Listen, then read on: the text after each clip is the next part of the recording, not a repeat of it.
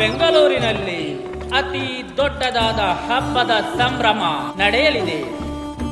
ನಿಮ್ಮ ಲುಲು ಮಾಲಿನಲ್ಲಿ ಎಂದು ಕಂಡು ಕೇಳರಿಯದ ಮಾರಾಟದ ಮೇಳ ಜುಲೈ 4, 5, 6 ಮತ್ತು 7ರವರೆಗೂ ನಡೆಯಲಿದೆ.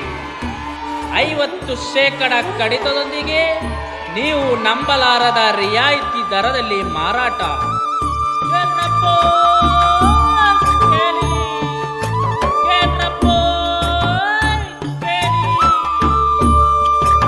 ಬೆಂಗಳೂರು ರೆಡಿನಾ?